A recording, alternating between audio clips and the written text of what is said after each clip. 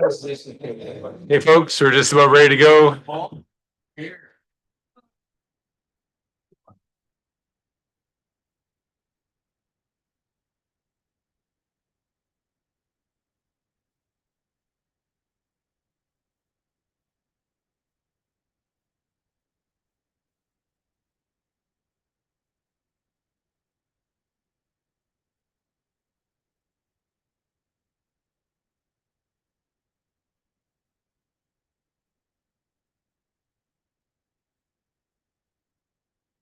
Hi, Kevin. Your co-host, so you're able to share your screen. It's your time. Until it's that time, do you mind just turning off your camera? Amazing. Thank you.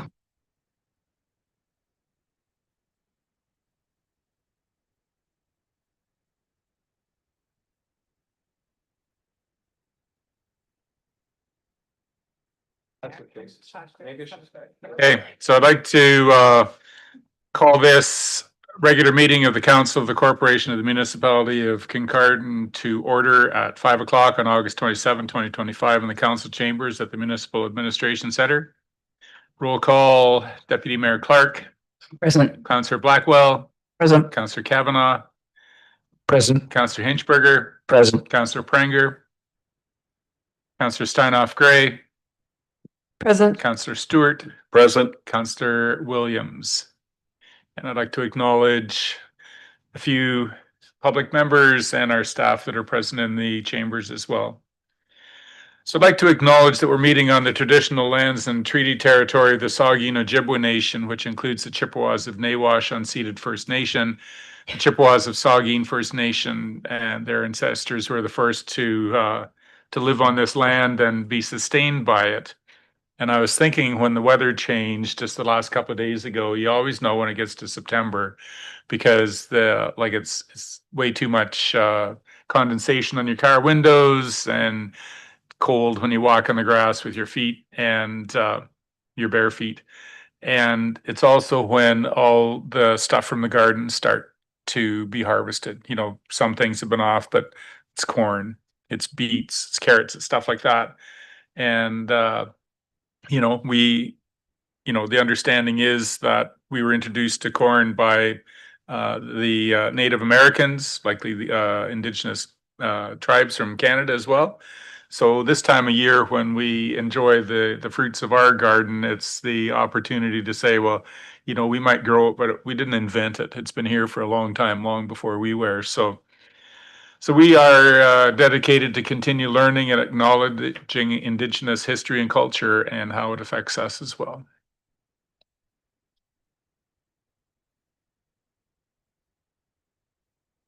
Are there any proposed amendments, additions, or deletions to or from the agenda from council members this evening? I'd like to remind you to disclose any pecuniary interest and the general nature thereof either now or as it arises in the meeting. We need a mover and seconder that the minutes of the council meeting held on August 13, 2025 be adopted as printed, moved by councillors Kavanaugh and Deputy Mayor Clark. All in favor? That's carried.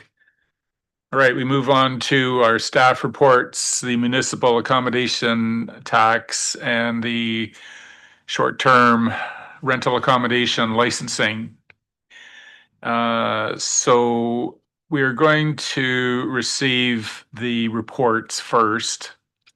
I don't like to do that, but you acknowledge that we are talking about municipal tax and short-term licensing, but we have a couple of options. So I would like to get some council direction before we identify exactly what the motion is. So I would like to invite our manager, Lori Fiozzi, to begin the conversation, please.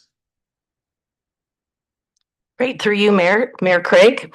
Just waiting for the PowerPoint to be loaded there.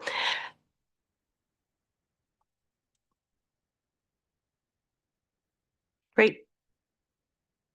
Oops, it's working. So as you know, council has directed staff to investigate the implementation of a municipal accommodation tax and short-term rental accommodation licensing in the municipality of Kincardine. And the purpose of today's report is really to provide you an update on the new information collected over the last 3 months. And staff are seeking some direction from council on the implementation of the short-term rental accommodation licensing process and or the municipal accommodation tax. And so we put that on for the discussion, the decision for next meeting. And today was to provide you with an overview and to hear the information. So again, we're going to provide you with the work completed to date, which includes a best practices analysis of the municipal accommodation tax that was completed by McSweeney, and Kevin's going to report on that after I finish my opening comments. Some of the work that we've done to do some specific research around the administration of municipal accommodation tax and short-term rental accommodations from other municipalities. And also some updates around the community consultation process that we've held with a variety of stakeholder groups. And just a little bit of a reminder, from the last meeting, we had McSweeney and Associates present the estimated revenues that were sort of speculated to be generated by the collection of the MAT. And they did the forecast based on commercial and short-term rental accommodations at a gross annual revenue of $328,000 to about $580,000. And I just wanted to note that just at the beginning, because this would have to be split 50-50 between the municipality and the nonprofit tourism entity, which if council decides to implement the MAT, we would need to establish. And I also wanted to mention that the projected revenue doesn't include any additional operating costs, such as staff or third-party operating costs associated with the implementation of either. And I'm going to speak to some of that in the slides, so that way then I just wanted to mention that at this point. So again, Kevin's going to give you a bit of an analysis of the report that he has produced. It's attachment 1, and that's going to be coming next. So staff, we did do a deeper dive, as I had mentioned, with other municipalities. And I just want to sort of precursor it with that there really isn't a standard approach that we could say, you know, cookie cutter fit with our municipality, but there's lots of lessons learned. And so we really need to find the model that works for our organization. I don't know what's wrong with my computer here. I got two different things going here, so. So there are some themes that we have talked to different municipalities about, and I guess really the main thing is that one of the things that they recommended, even if we didn't do the short-term rental accommodation licensing or the MAT tax, that we start to track the number of short-term rentals and the nature and sort of the location of complaints as being something that helps build information and helps us figure out where maybe some of the potential issues are. So these are just some of the lessons learned, and they're in details in your report. I'm not going to go through all of them, but we have some really good pieces of information that'll help us develop frameworks, develop process and policies if council decides to go forward. So we do have that information collected, and was also some of that was provided in your report. But the one piece that I really want to speak to is the administration and resource needs, as it's really sort of pertinent to the stage that we're at this part of the process. My slides are having the mind of their own right now. So some of the municipalities, I just want to speak to the administration needs. And so some of the municipalities have done the work in-house, and so they've hired extra staff to do this, and others have contracted a third-party service. And so with the third-party service, we have worked, an internal staff group has sort of interviewed a couple of different companies. One of the companies is the Ontario Restaurant, Hotel and Motel Association, which is a nonprofit, and they do the collection of the MAT for both short-term as well as hotel accommodators, and they collect a fee based on the percentage of the MAT collected. And they collect 1.8% for hotels versus 5% from short-term accommodators, because the short-term rentals are a little bit harder to administer. So that is, one example of a third-party service. In that case, we would still need staffing resources. Other municipalities have contracted a third-party service like Granicus and Hamari Avenue, and they provide both the collection of the MAT as well as short-term rentals, and they also do the surveillance, the monitoring, the penalty, the complaint system, and everything that goes along with it for short-term rental accommodations. And I did provide a price in the council report. It's not like an exact quote, but they did give us a quote based on the staff meeting that we had with them. So there's initial one-time fees, but then it's also around $16,000 annually, regardless of the amount of MAT tax that's collected.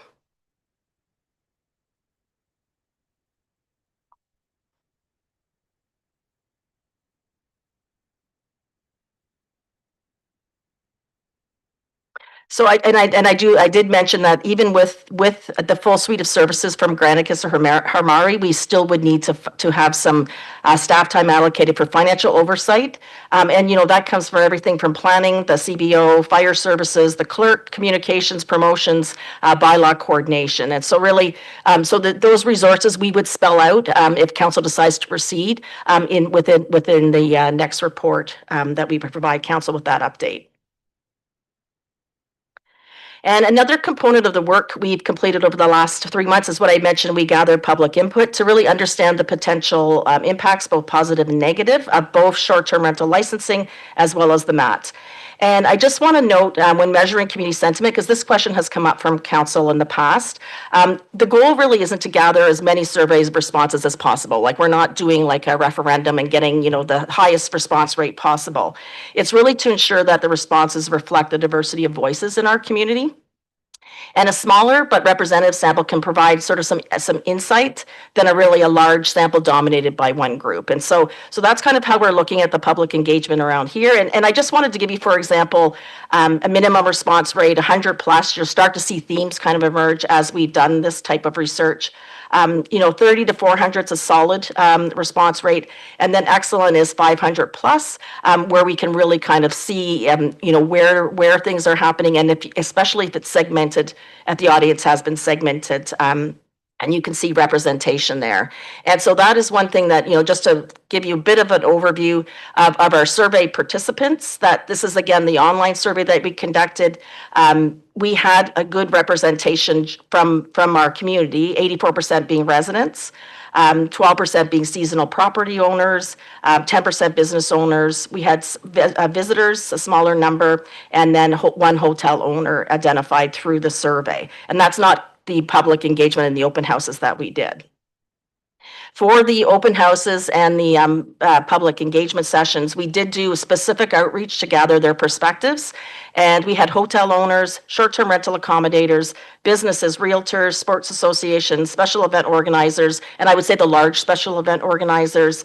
And then we also had Huron-Kinloss residents show up and say different, and had different feedback. And even though it didn't pertain to them, they came thinking that they could give some input around this.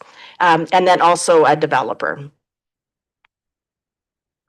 And so the overall input really reveals kind of a complex and often like conflicting set of opinions. And I think that it's kind of, you think it is sort of like rational that if you ask people about a tax, they're going to say they don't want it. And so that is, you're going to get some of that. But I really want to say that there is acknowledgement. We heard lots of acknowledgement for the need to have revenue generation and, and sort of regulation to address community concerns. But there was a really substantial apprehension about the potential negative impacts on tourism, the availability of short-term accommodations for tourists, and on revenue for businesses that rely on tourism. And really, this seemed to be amplified because of where we are right now. And so not knowing the impacts of tourism due to the U.S. tariffs really is something that people are worried about, and thinking the timing right now isn't something that, even if it was going to go ahead, would council consider the timing being delayed until we understand the impacts of the tariffs. So just, I'm going to go really quickly because I know we don't want to spend a lot of time going into details, but I do want to say that The other piece that people said was that the municipality of Kincardine couldn't be compared to other communities that had four-season tourism destinations, that had four-season attractions. And so, it's typically we get compared to Collingwood, Blue Mountain, et cetera, but they have 4 seasons of accommodations, 4 seasons of attractions, which leads to higher short-term occupancies, generating more MAT revenue. And so also less risky for businesses because they're not relying on one particular season. And that's, again, the season being the summer season. And so building out the shoulder seasons was really seen as something that would help with sort of this taking the risk of putting in a MAT tax. And the other thing was off-season accommodators also report that they rely on transient workers to occupy their facilities on the off-season, which some of them are longer than 28 days, the MAT tax wouldn't apply. And then also there's concerns about some of the accommodations, and the MAT tax or the short-term rental licensing wouldn't help with that because that falls under the Landlord Tenant Act.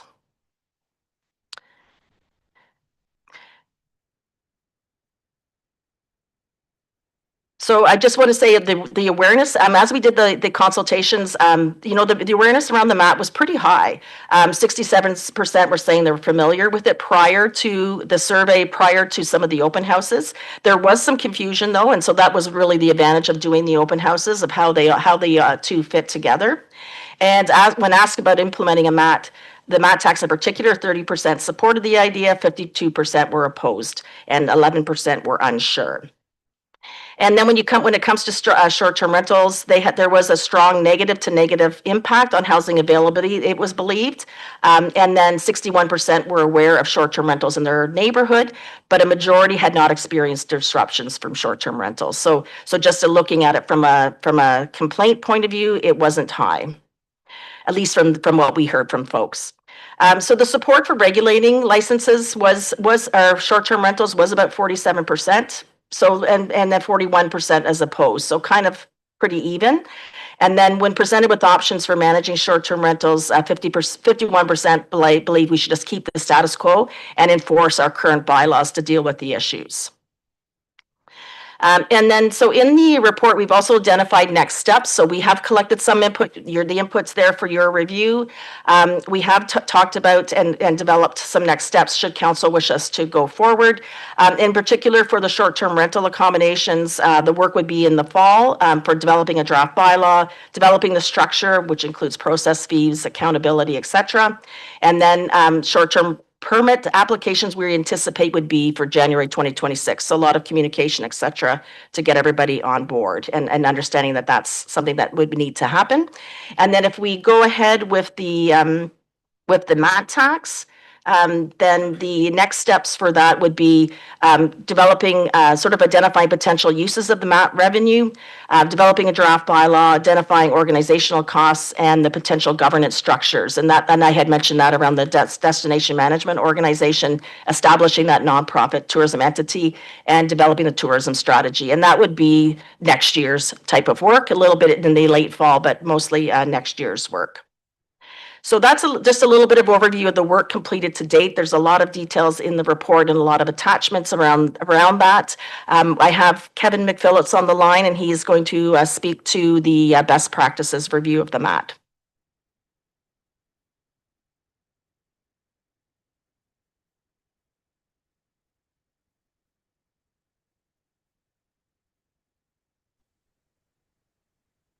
Perfect. I'm hoping everybody can see here the Municipality of Kincardine title page on my presentation. It looks like I can see it on your screen, so that's perfect.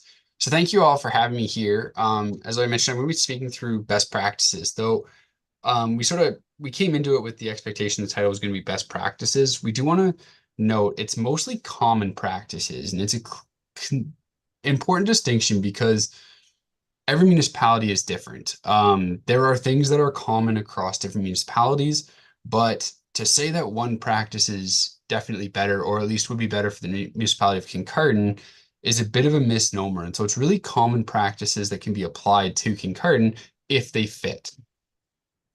Just the agenda for presentation. I'm going to talk really quickly about who we are. Hopefully you folks remember us from the phase 1 presentation, talk about why we're here, reiterate what a MAT is and is not, and then get into the content within that best practices work. And that included discussion about revenue allocation, some tourism stakeholder engagement pieces, council's role or what their role would be in the event a MAT is implemented and a DMO is established, and then some strategic recommendations. And again, although we phrase it as recommendations, these are really common practices that emerged that could be hypothetically applied to the municipality, but need to be understood that they may not apply to the municipality. If there's a better way that the municipality feels works locally, that's okay. It's not as though these are ironclad recommendations. And then just a recap of next steps. So why are we here? As a reminder, the municipality wants to have a thorough background analysis on a municipal accommodation tax to help council with future decision-making. To that point, we've gone through two separate phases. So phase one is that financial modeling that Lori alluded to, which we presented on a little while ago. And then phase two, which is what we're presenting on today, is just what are common practices around administering a MAT based on Ontario communities. And the idea is just to build off from the first phase to the second. So again, as a reminder, what is a municipal accommodation tax? It's a fee levied on short-term and overnight accommodations. It's typically 4%. There are a few different municipalities across Ontario that choose to do it slightly differently, but typically it's been 4%. The fee is collected by accommodators, paid for by tourists and visitors. So it's not paid for by accommodators. It's not paid for by residents. It's paid for by tourists and visitors. And the important note for the municipality of Kincardine, given the transient workforce, is that the fee only applies to stays under 28 days. That is a legislative requirement. Anything over 28 days is considered a Residential Tenancy Act. It is not impacted by a. So in terms of the report for the common practices, as I mentioned, we broke it into 4 different stages. There were revenue allocation, tourism stakeholder engagement, council's role overseeing MAT revenue and distribution, and then a conclusion just highlighting some of the notes we found throughout. In terms of revenue allocation, different communities have taken varying approaches to revenue allocation, but some common themes have emerged. In terms of gathering and allocating revenue, so it's been about 4% for the majority of municipalities in Ontario. There are some that are unique, but typically these are either very large, as in Toronto, or very tourism driven, such as Niagara Falls. 4% is, for the vast majority of the province, how the model has been played out. As well, there's a requirement that 50% of revenue goes towards a tourism entity. Typically, it has stayed at 50%, and the municipality has been encouraged to take the rest. However, 13 of 73 municipalities did allocate entirely 100% of MAT revenue to the DMO or to whatever agency they had allocated to distribute those funds. And so there is a range between 50 and 100% that municipalities have taken to distributing that revenue. We also wanted to really focus on smaller municipalities when it came to what a MAT was used for. Obviously, larger cities like Toronto are going to have a huge opportunity with MAT that Kincardine doesn't have. This isn't the municipality's chance to build their own Rogers Center or anything like that. And so what smaller municipalities have focused on is really smaller events or smaller activities, things that align with quality of life improvements and livability and appeal. So it supports tourism growth, but it also supports quality of life for residents locally. The other note we wanted to make, and as Lori alluded to, with the municipality of Kincardine being more of a summer destination, there have been municipalities across Ontario that have chosen to try to expand that shoulder season into, more of the winter months through the use of a MAT. So things like 4-season trails, off-season events. Those off-season events are obviously larger in scale just to get the financing for, but there are opportunities there to kind of grow that shoulder season through a MAT. And so there's been a bit of a focus in some municipalities across Ontario on doing just that. In terms of the next stage, that tourism stakeholder engagement piece, it's really imperative, and Lori's done a fantastic job with the initial survey of getting that community consultation. Whether or not people are fully in support of it, have reservations, whatever else, you need to get that consultative piece in so that people can have their voice heard. I'm sure I don't have to explain that to you folks as counselors, but that community buy-in really helps build support for initiatives and for revenue spending. And that's been seen across the board. So there's sort of 2 ways to do that. One is through internal operations, through the board of directors, and then the other is external engagements. So with internal engagement in the board of directors, it's really important to have a wide range of voices on that board. What we typically see across Ontario is a mix of staff from the municipality, elected officials, and then also stakeholders from the tourism sector. And it's really beneficial to have a few different members of the broader tourism community just be able to have their voice heard so that you get that business side of things throughout the discussion, and it really gets that community buy-in. In terms of external engagements, that community piece, it's really valuable to have that initial community consultation. And we talked in the report about a strategic planning process where when the DMO is established, they go out to the community and really understand what the community wants to see them operate as. But then once that initial community consultation is undertaken, it then sort of falls more to the ongoing community input being seen through either the board of directors or through reports to council. And that way you're not doing consistent, year after year or month after month outreach to stakeholders in the community. It's more about having that initial strategic understanding of where the community wants to go and then reporting on that publicly so that community members can see that their input has been heard. The third chapter there was council's role overseeing MAT revenue and distribution. And obviously as elected representatives, councilors need to communicate community priorities and ensure development benefits the entire community. The initial stage is that initial bylaw authority establishing a DMO and the MAT, but then also having approval of budgets and funding plans. And there are different levels of both this and monitoring and accountability throughout the province. Some councils are incredibly engaged. They're approving budgets down to specific items, whereas others just approve an overall allotment of funding and MAT revenue distribution, and then allow the board and the organization to distribute those funds accordingly. And that really, again, that's where it moves from best practices to just common practices of what works best in the municipality. Is this something that council feels the need to be hands-on for, or is it more they'd like the organization to be able to operate with a little bit more free will than perhaps other organizations do and have the ability to distribute funds as they see fit, of course, with inevitable reporting to council. The last piece is just that strategic direction and alignment. And so you have a role as councilors to make sure that the DMO or third-party organization does a good job aligning their strategic directives, their initiatives with the overall strategic directives of the Economic Development Department, but also the municipality as a whole, making sure that any initiatives that are undertaken align with the overall goals of the municipality. So with that, we came out with 5, what we're calling concluding recommendations, but it's just key themes that emerged. Electing a board with balanced representation, so having that staff, council, and stakeholder mix. Defining the balance of roles between board and council. So will council have a direct oversight on specific budgetary items, or are they going to be more hands-off, allowing the board to take more of that oversight role? Similarly, clearly defining council's role in overseeing funding. Is it something that you do want to be involved in monthly meetings, or is it something you just want to allocate the funds and move on? Undertaking a strategic planning process, that's that initial community consultation phase. It's really important to do something along those lines just to be able to understand, not down to the minutia of day-to-day operations, but on a high level over the next 4 to 5 years for that DMO, once it's established and generating revenue, where does the community want to see it going? And then determining reporting timing and structure. Some municipalities see it where there are quarterly reports, some are biannually, some are annually.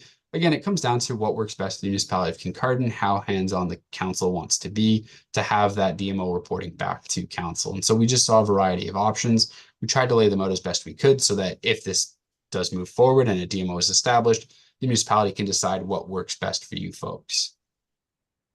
Just to recap the process as a whole, so this was phase 2. We'd be moving into phase 3 if we continue with the project, but phase 1 was the financial modeling and industry overview. Phase 2 was the stakeholder consultation, best practices, both for governance and revenue distribution. And then phase 3 will be speaking more operationally. If this is something where the council is prepared to move forward, what sort of steps are needed to be taken? What are the next outlays for Lori and her team? And then once a MAT is brought in, what sort of reporting and forecasting could be expected and how you would go about doing that? So with that, happy to answer any questions on anything we talked about today or the report itself or any pieces of the process. But thank you all for having me. Okay, thank you very much, Kevin, for that information. Lori, any further comments before we begin conversation? For you, Mayor? Nope, I think I'm good. So just to confirm, we do have a presentation this evening from the Showalter family.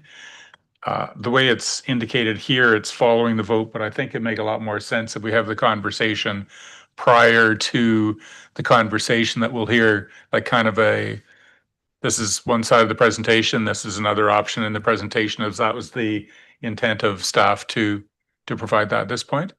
All right, so Councillor Blackwell, please. So I think you just through you, just a point of clarification. So the report said that it would be considered at the September meeting. Is that when we're supposed to be voting on the recommendations, or are we voting tonight?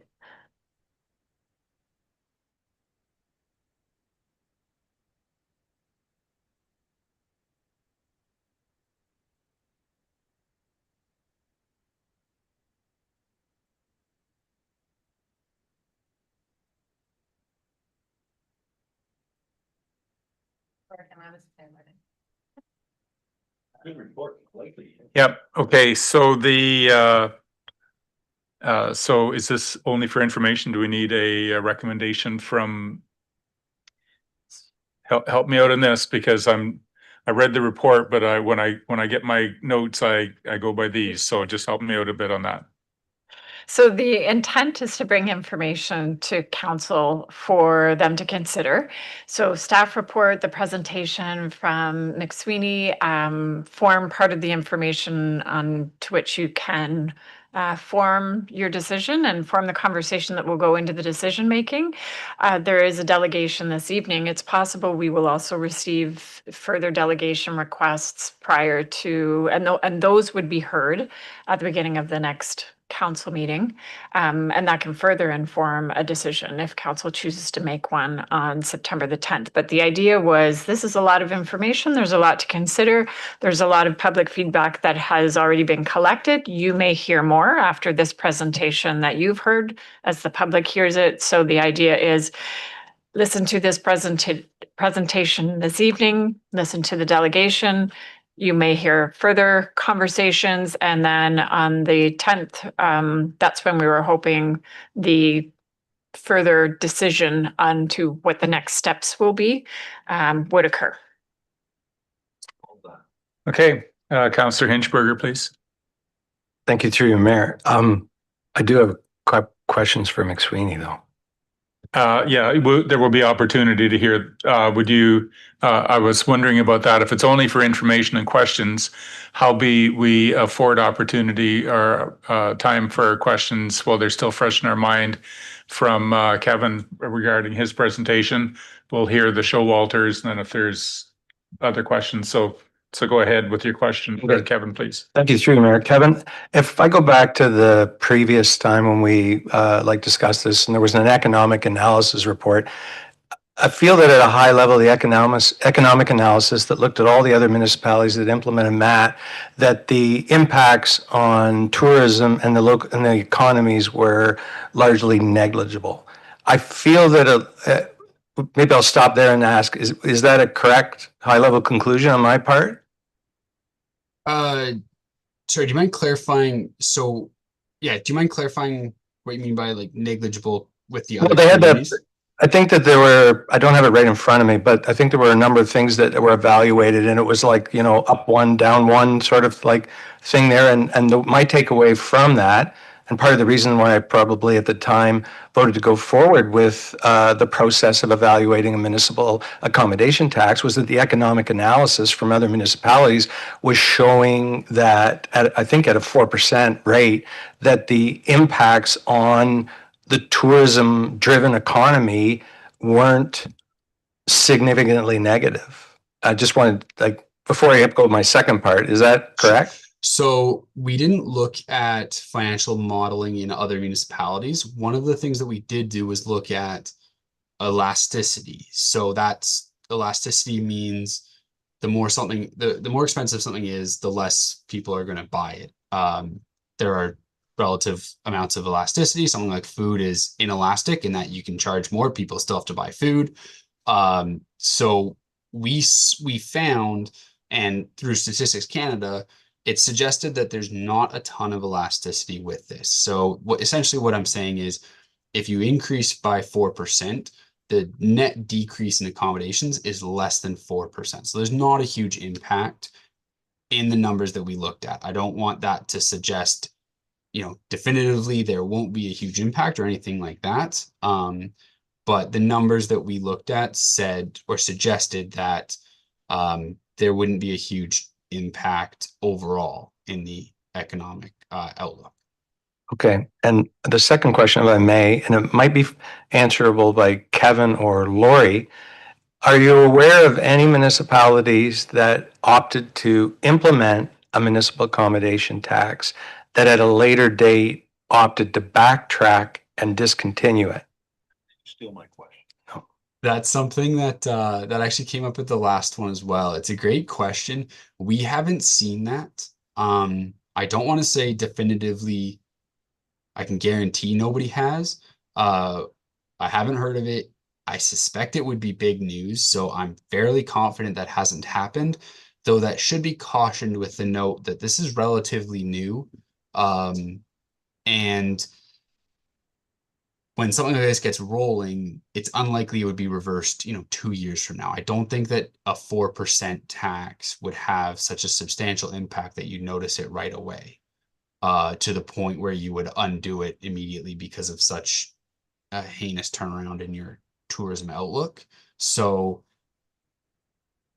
it's a cautionary note that I don't think anybody's done that. I'm fairly confident, but I don't know that is any huge weight behind either implementing or not implementing, because I just suspect it'd be pretty rare to see that.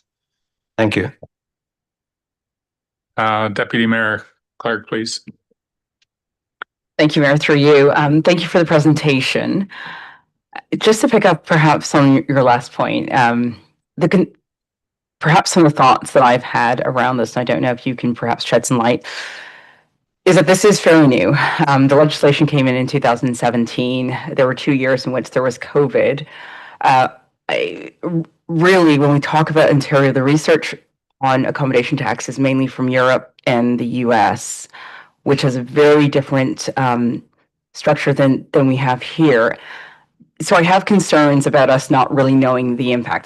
That's perhaps just more of a comment, and a little bit of a comment on my friend's last point, that if we look post-COVID, because we know there really was no tourism for 2 years, that we just don't know what the impact is going to be. I don't know if you wish to comment on that. And I'll ask you a question about the calculation, how it's done.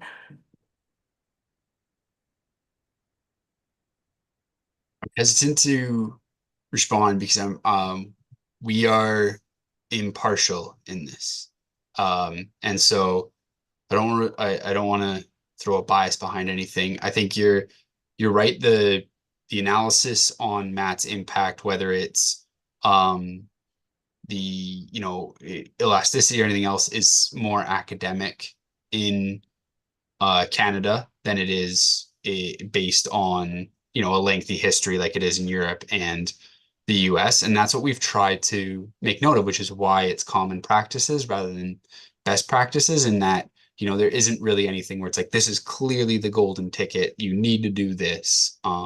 Municipalities are figuring out what works and what doesn't work as they go, because it is relatively new. But I think I'll probably end there just to avoid anything. My second question really is in relation to how the funds are allocated. So I understand if there is no destination marketing program or operation, and then it's going to be a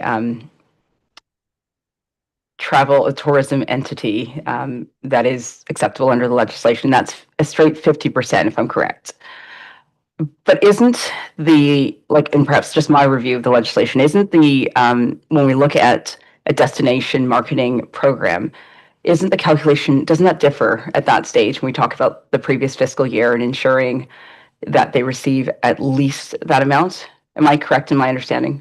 So regardless of the organization, 50% of the MAT revenue has to be designated to tourism. And then there's 50% that is up to the municipality in what they do. And so some municipalities have allocated the entirety 100% to either the tourism organization or department or whatever else. Others have stick at 50%.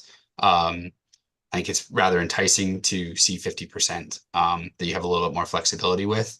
I suspect that's why, but anywhere from 50%, regardless of what the end organization is that's distributing it, 50% has to, and then it's up to the municipality on the other 50%. Maybe I didn't make my question clear. I recognize there was, no, that lies at my feet. I recognize there was a minimum of 50%. I think my question really was directed as to whether or not there was a difference with regards to a destination marketing program obtaining more than 50%, or whether you're stating that your understanding is that other 50% is wholly up to the municipality. If that is the case, when you have done your research, like, did you find that municipalities had this as a separate budget line item in which it was very transparent as to how they were using it? Or did you find that there were a number of municipalities that effectively put it into general funds? I see. Yeah,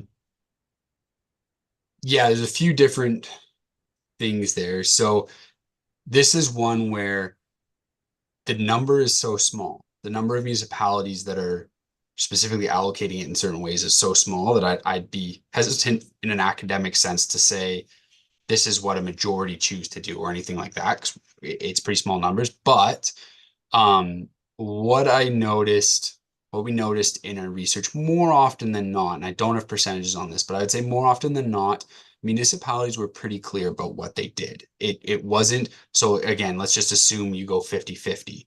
The 50% that the municipality has, typically, they were pretty upfront about what they used it for, and tried to keep it somewhat in line with something tourism related. Tourism related is very vast. It can be sidewalks, it can be wayfinding signage, it can be, a new pier, whatever else. But yeah, I would say we fairly consistently saw, even if it's not the entire amount, the municipalities being clear about what they were trying to use the funding for. And I think that just helps, justify the expense, for lack of a better phrase on that. Councillor Stewart, please. Thank you, and through you, Chair. First of all, Laurie, the amount of information is excellent. It's going to take me a while to even absorb it. I've done it once or twice. But this question is really for Kevin. We're in a very unique sort of situation because we're summertime tourist and then full-time sort of worker bees from Bruce Power. The thing I really worry about is that I see a lot of the short-term rental turning into long-term rental. I don't know, how do we protect ourselves? All of a sudden, somebody else, all of a sudden, everyone's got a lease for 30 days or 31 days. So we sort of lose out on a lot of that. I know a lot of cottagers for the summer in July and August, they'll do short-term rentals, but September they do long-term. With the worker bees from Hydro. So they're well over 30 days.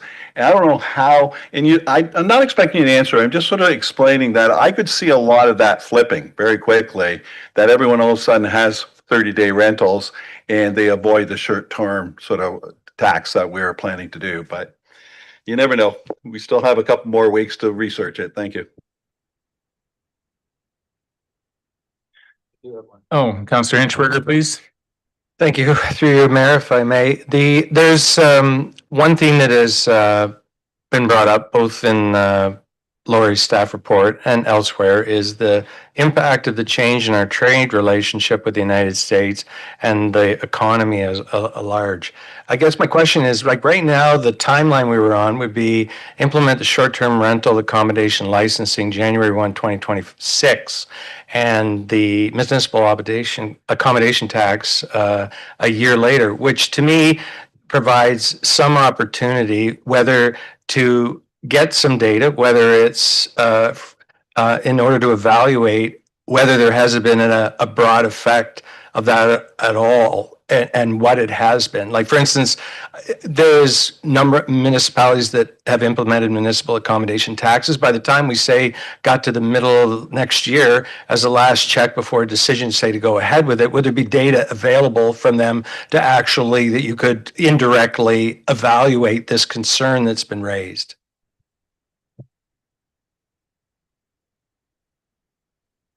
Sorry, were you asking me if there was data available? I couldn't tell if that was just like a.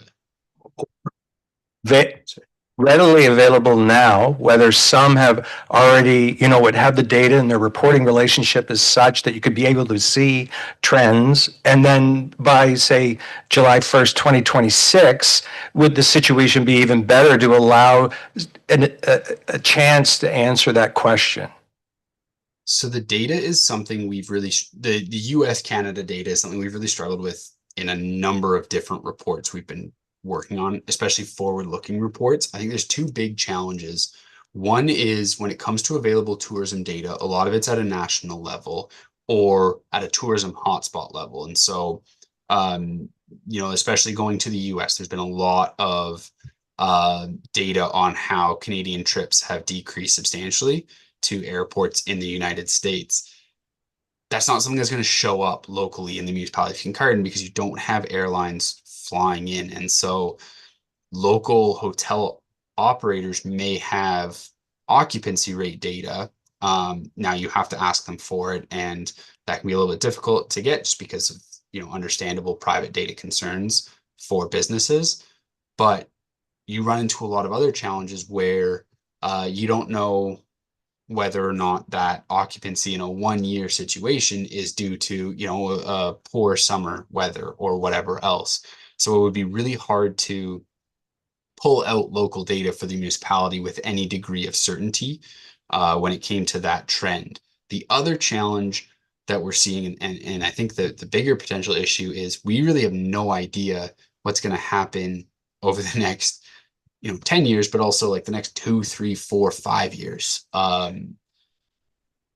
There are so many variables up in the air in terms of US-Canada relations and presidential elections and just everything that goes along with that, that if you have one downturn year and then things get better in terms of US-Canada relations, you don't know how that'll impact things moving forward. And so we've been really, really hesitant to take any data that we're getting that's suggesting a change and expecting it to continue or extrapolate off of that in any way.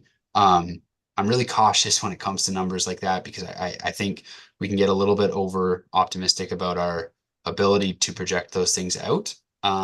So we've been very hesitant to do that. And I think when you're considering a tax that has implications over, a decade, 2 decades, well into the future, it's obviously a big potential impact, but I'd be hesitant to make any definitive claims on how that would be impacted in the short term, just because there's so many question marks. Which I know isn't a great answer. It doesn't help the cause, but I think that's the safe and reasonable answer. Councillor Steinoff, Gray, please. I think I'm gonna pull at that thread a little bit because I know we're talking about our concerns over the US trade war and the ramifications, but actually one of the net outcomes of that, and you can find so many articles about it, is the boom of Canadian domestic tourism because we are boycotting the United States. So we're talking about how we're concerned that this is going to constrain people traveling in Canada when they're actually saying that we could net billions due to this across the country because Canadians are choosing not to spend their dollars externally. I know I myself am not going to spend a single dollar on American tourism while this is going on. So I will be doing all my vacation in my home country, province. So I'm trying to understand some of that because I've been following the losses they're taking in their tourism industry, and it's targeted because a lot of Canadians do tourism there. So when I look at this conversation, help me understand what I'm missing there. And when we talk about the trade war and financial hardship, of course, tourism's going to hurt. Like your luxury items are the first things to go. People who used to have a horse they board are going to sell that horse and they're not going to have that horse to ride. Luxury items are going to go no matter what, and we can always adjust our policies when that happens. So I would like help understanding this because I don't want this to be the US trade war to take over the center point of every discussion we have, unless it's actually valid. Just for clarity, what is the question that you would like I guess clarity on? if I'm missing something, I'd like you to correct me. Is there a genuine concern that we're going to have implications, negative implications as a result of the US trade wars based on tourism from the data we've seen in Canada right now?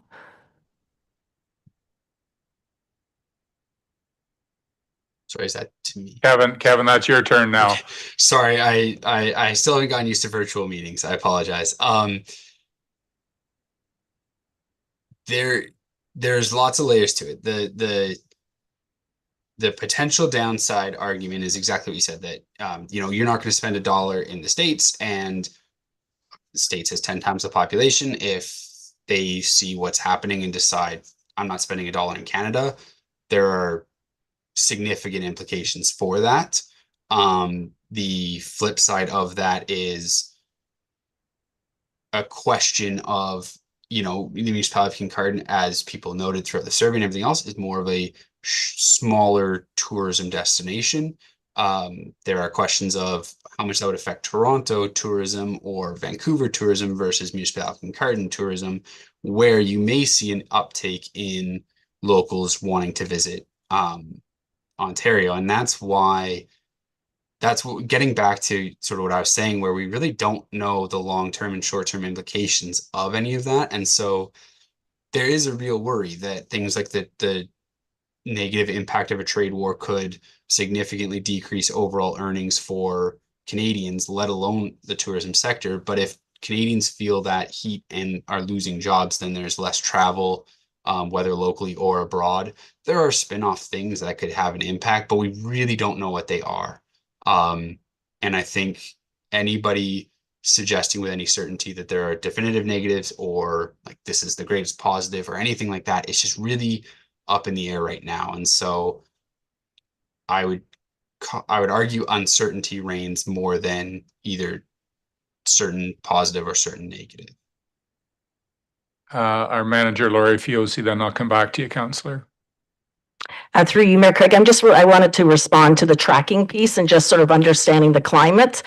We do work with our BIA. We have been talking with our businesses around the impacts. And right now, I would say that we had a really good start of the season, and already we're seeing the decline in revenues, and also the prices also going up for the fall. So we have heard some murmurings that already it's going to be starting to impact us. And I would also say that we track all of our visitor data. So we will have a report in February that'll show us if visitors are declining this year or not. But I would also say visitor numbers don't always equate to dollars in businesses. So I just wanted to make those points, but we will provide that data to council. Councillor, please. Thank you, through you, Chair. Just as a follow-up, and actually that was a helpful piece of information that the BIA is tracking that. And so just so I can be clear, based on where our average levels of spend would be in previous years, you're indicating that we're below what one would anticipate? Is that what the numbers were telling you? Through you, Mayor, it's not like we're tracking actual numbers. We've been anecdotally, and we've also done a business expansion and retention survey. So we've been gathering that data. But we have talked to the businesses, and we are hearing that revenues are going down at this time in comparison to previous years. So that's just anecdotally right now, but we are keeping track of the situation.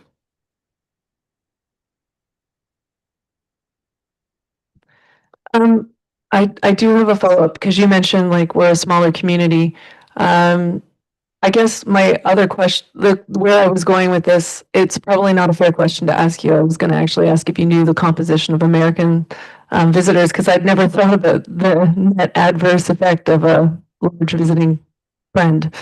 But what I was going to ask you is, no one's repelled it before, but I'm curious how quickly you could address it. Like I'm not saying that's going to sway my decision, but you're right. Everything's speculation. We know what we know.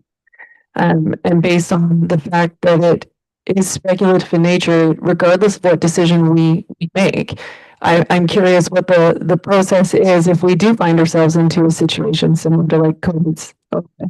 Do we need to repel those types of programs? What the reversal process would look like? Like, do you have an idea of the time frame, how hard that would be to repel? Comments? I know no one's done it before, but I'm just curious. Yeah, that's a great question. It would be, I assume, a bylaw, in the same way that it is to authorize. I'm out of my depth on this one, but I imagine it would be pretty quick. I think the other note, and we mentioned it in the report, but just on the unknowns and the potential positives and negatives, what we saw was there's trepidation around the downsides of what could be, and if you're charging a tax on top of hardship, that's a problem. The other note that we've seen is some communities have leaned into it the other way, suggesting that this pot of tourism related funds can help offset the potential damaging impacts. As was mentioned before, this is not an academic rigorous study. This is not something based on a long history of managing this in Canada, because we just haven't had a map for very long. But when you look at what other communities have suggested, that's been a note that some have implied that this MAT funding can help overcome potential challenges through this pot of funds. Obviously, there's a potential downside to it as well, but we have seen that. Councillor Blackwell, please. Thank you. So for me, there's lots and lots to think about, and I'd like to also express my thanks to Strategic Initiatives team for putting this all together. The first piece that nobody's really chatted about is the short-term rental piece, and so I'll come back to that second. But the first, because we're just chatting with Kevin. Okay, so I don't have a question for Kevin. Can I make a comment, or is that? Okay, apologies, Kevin. I don't have a question for you.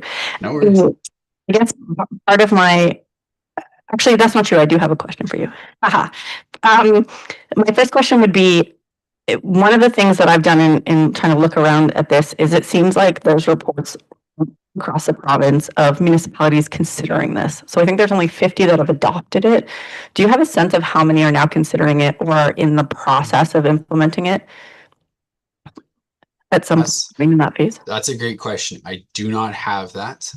73 communities have adopted a MAT. I do not know the number that have considered it or anything like that. I apologize.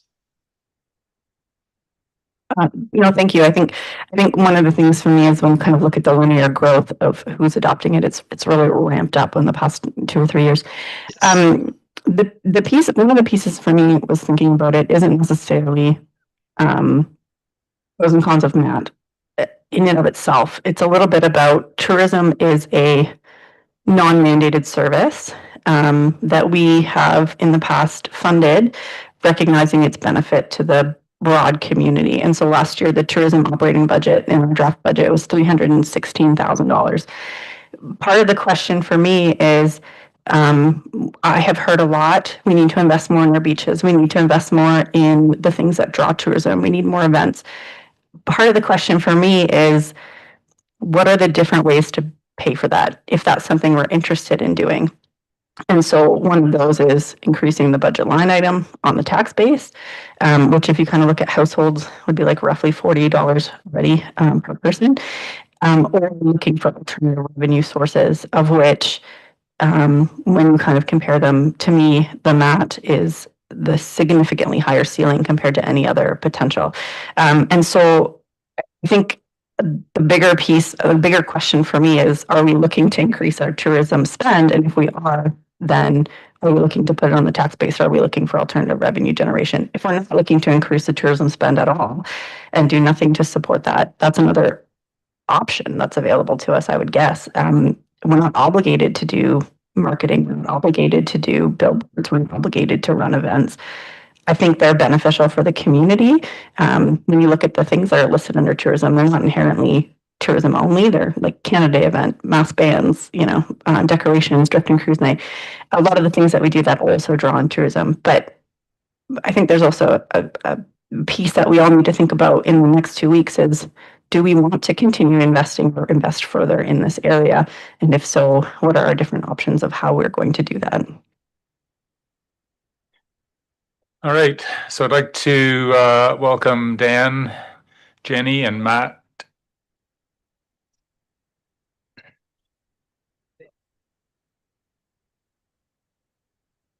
I have questions for both. Okay, we're going to listen to the Showalters, and then there might be actually issues that they will raise that you might be able to include in your question.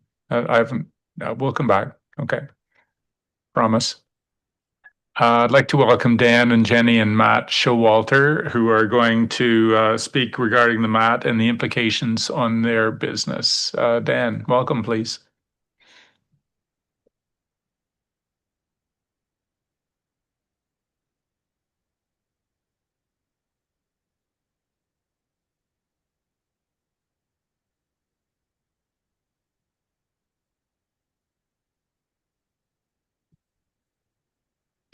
Yeah.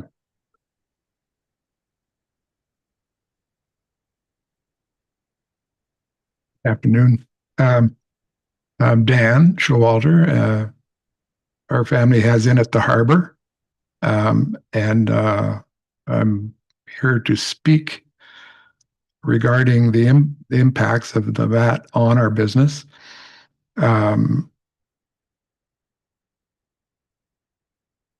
The VAT tax will definitely raise hotel rates. Consumers have thresholds, and so if there's a threshold for everyone on what they'll spend on a hotel, and if you raise that rate, you're going to eliminate some people. It's going to make us less competitive with our neighboring communities. Port Elgin's not doing this. Goddard's not doing this. We're probably the smallest tourism market in this area, and it's kind of astonishing to me that we're considering this. VAT will be paid mostly by Bruce Power, because that is where most of our business comes from. We have this little bump of business for a couple of months in the summertime, but year round, our hotels are supported by Bruce Power. So that's who's going to pay this. It'll be another bureaucratic burden on our accounting. It sends a terrible message, I think, to our visitors. I want to talk a little bit about the hotel industry. The hotel industry has huge assessments because we have expensive buildings to operate out of. We contribute a lot to the coffers of the town. I'm guessing probably more than any other industry in our town except for Bruce Power and agriculture.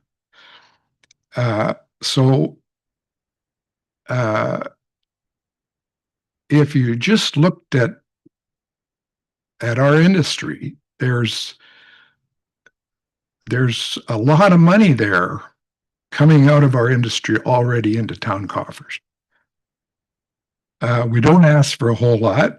We pay our own services, we provide our own parking, we plow our own snow. Our town benefits from visitors that stay.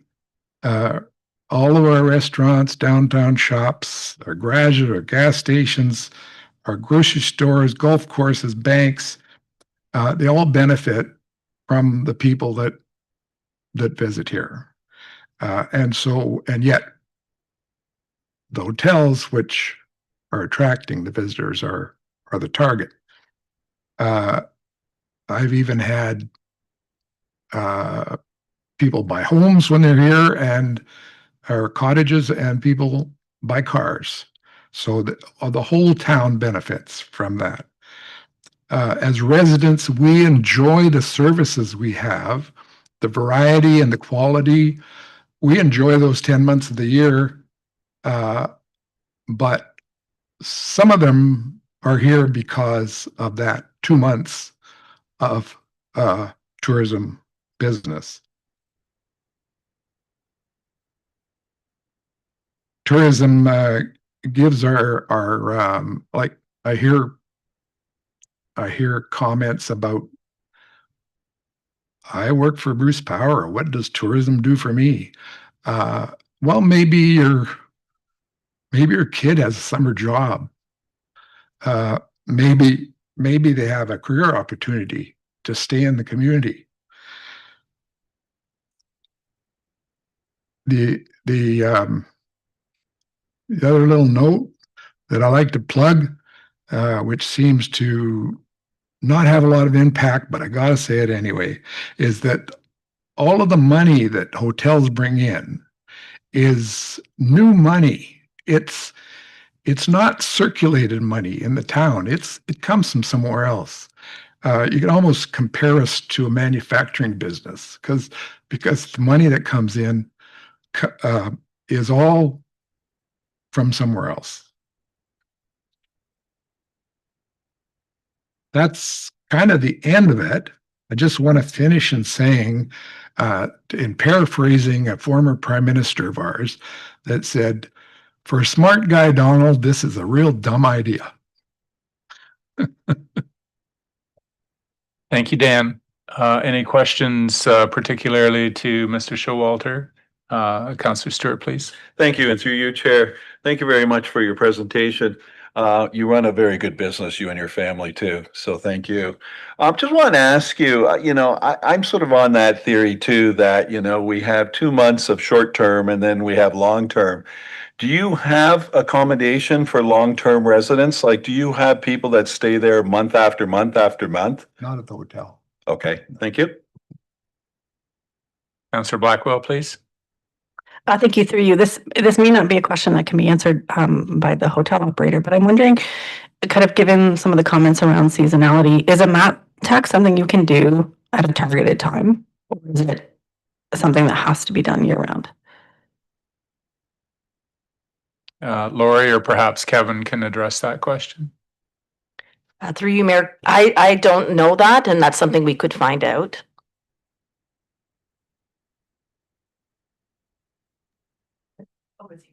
Sorry, I haven't seen that in anywhere. I'm not sure that I'm not sure the legality of it, but I haven't seen it anywhere. Okay, back to the general questions. Councillor Steinhoff-Gray, you had a question for our manager. Thank you, through you, Chair. I guess my question for you, Laurie, is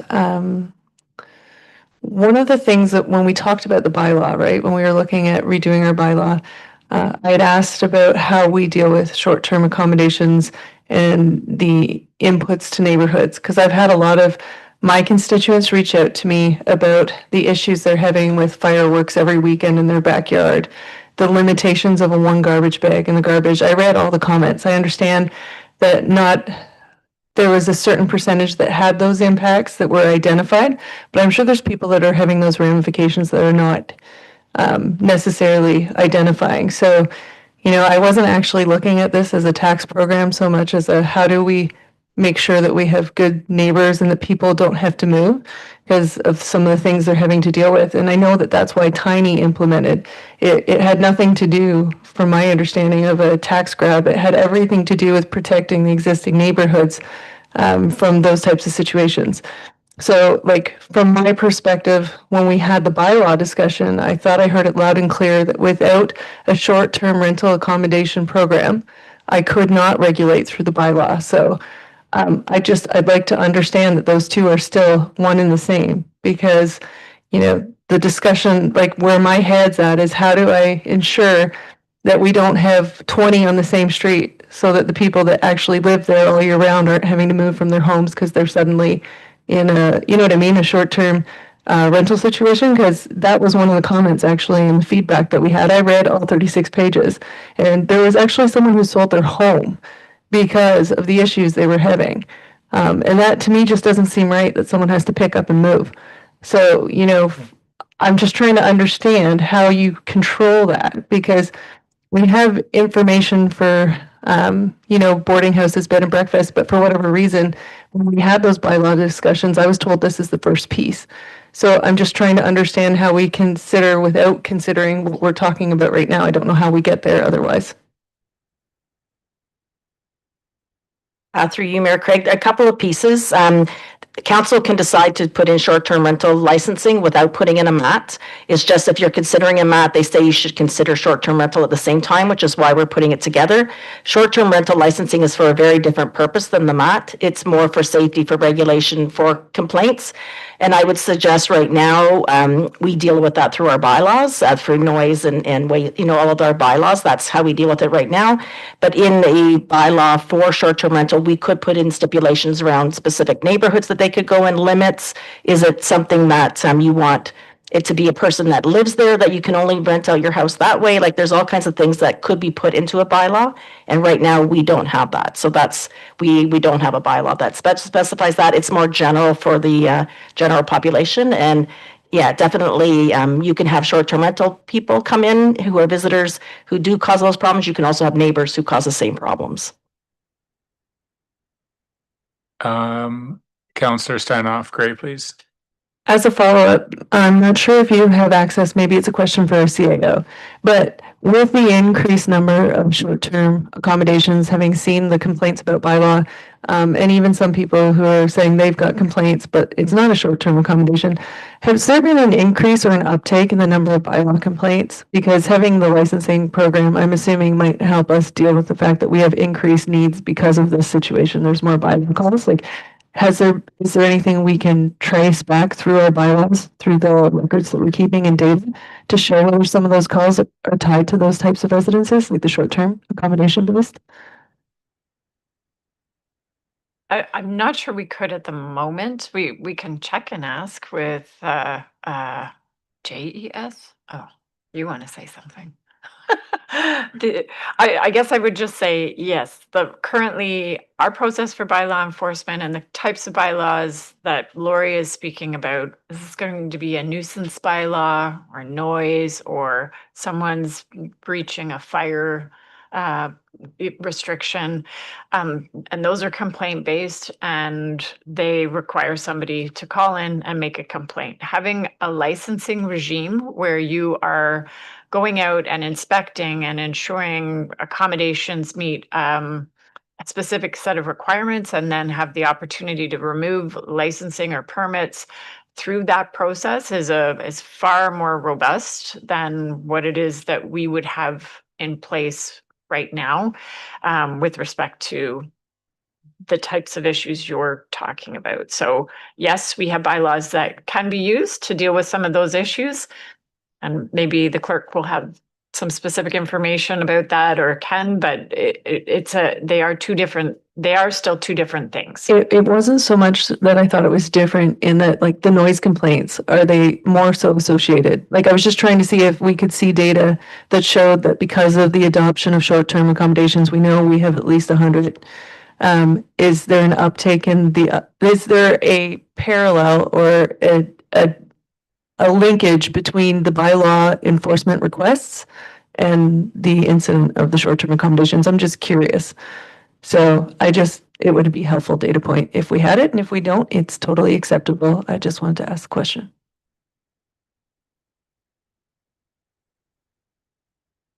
The short answer is I don't think they have it right now. We can look to check to see if we can get it, but just the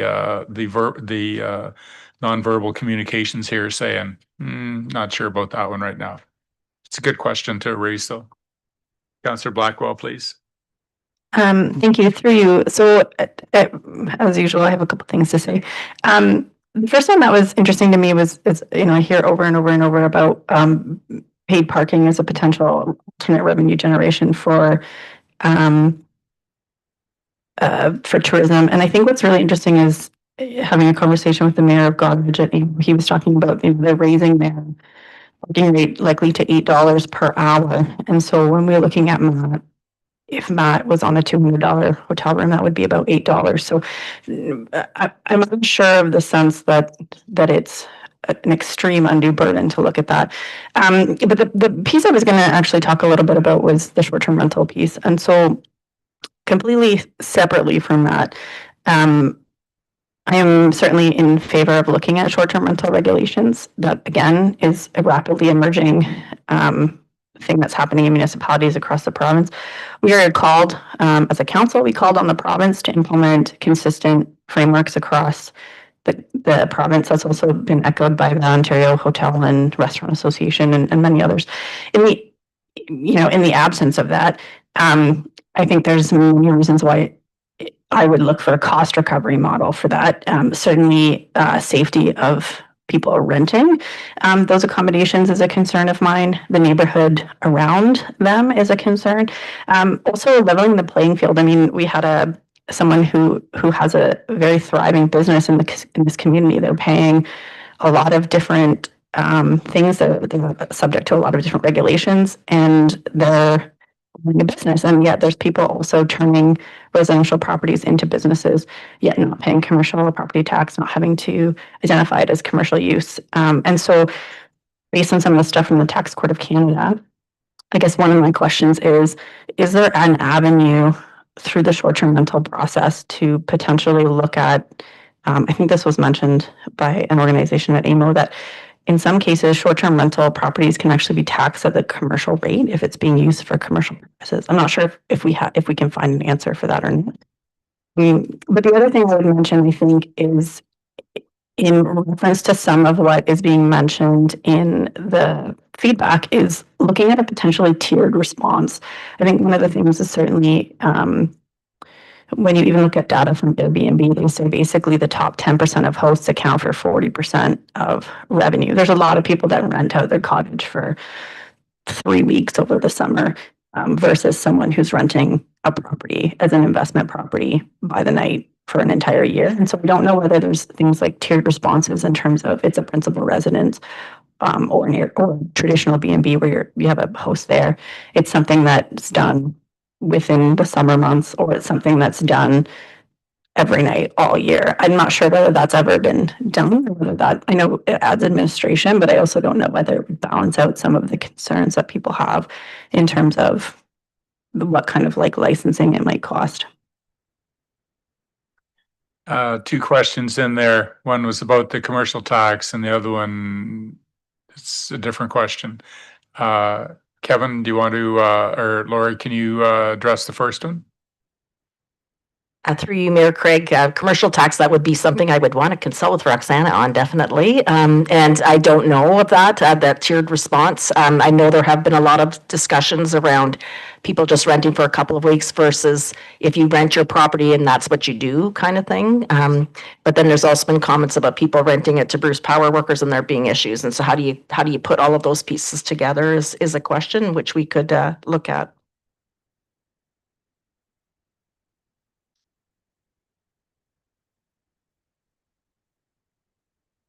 Okay, nothing further? Councillor? Thank you through you, Chair. I was just going to acknowledge that Beth's comment about tiered systems lined up with the comments that were received in the survey. Just because I don't know how many people, if they're listening to this meeting, actually read all the attachments that we had in this meeting package. So I just thought I would offer that we understand that there could be different tiers, because I know there was somebody at the conference we were just at, AMO, who was talking about like even restrictions on numbered company zoning, like short-term accommodations, and I don't want to get there. That's a bridge too far for me, but it is something we have to consider because the term ghost hotel came up a lot too, from a safety perspective. But talk about the burden period to our communities. Parking is one thing that we may want to consider also on this point, because ironically, and I had no idea, so this is a question for our CIO maybe, one of the survey respondents had mentioned that Peterborough had done some interesting things with their parking rules so that you didn't have like multiple people living in one home and like cars parked on the lawn and such. Because, you know, I think about sometimes when I'm pulling out from my road to go into Kincardine and I can't actually see if I'm clear because of all the cars parked in front of a rental accommodation. They need to park too, I get that. But I do think it's something we have to consider as we go through this process, because I think it's important. It was good feedback. Councillor Stewart, please. Thank you. And through you, Chair, let's be careful about this. I mean, you go down to Emery Huron, it's not rental, it's just families. They'll have 5 or 6 cars. there's lots of pieces to this puzzle, and we're just sort of exploring. And thank you, Lori and Kevin, for helping us. Let's just be a little patient about this because we're not going to be able to solve all the problems, and we have a lot of different communities out there. And as Jane and I went and visit Inverhuron, it's a very unusual, and there's a lot of Inverhuron, a lot of those places have problems with parking. So if you restricted parking, you wouldn't even have families. So, let's be careful about all the safety stuff and everything else and understand that our community, we need to be inclusive and understand there's lots of different sectors of our community. And I think you've done a great presentation, and thank you. And I'm going to take it aside, and I'm looking forward to a discussion on September the 10th by now. Thank you.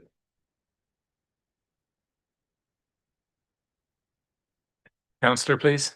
Thank you, through you, Chair. Councillor Stewart, I just wanted to make one comment. Like when you look at the infill presentation that we had, one of the things they talked about is how you build parking lots into those communities. So you have a community parking lot. So I hear you loud and clear that we have needs in our communities, but we have to get creative in solutioning. We can't just accept problems. Okay, away we go. Well done. Good conversation. Next item on our agenda, ICE allocation policy, Recreation Committee. We need a mover and seconder that council approves the ICE allocation policy for implementation with the start of the 2025-2026 ICE season. Moved by councillors Inchberger and Stewart. Any discussion? Councillor Blackwell, please. Thank you very much. Through you, Chair. I've seen these kind of policies actually result in quite a lot of controversy in some areas. One, I first of all caveat that I fully support this policy. One of the things that I heard from some colleagues has been around particularly new or emerging hockey or ice sports. So like a girls hockey league or a hockey league focused on disability having a lot of trouble getting ice time because of existing groups. One of the things I noticed in our ice allocation policy is it's just kind of a blanket like community organizations. Is there any kind of thought or way that we can encourage and balance out those kind of things if they ever emerge?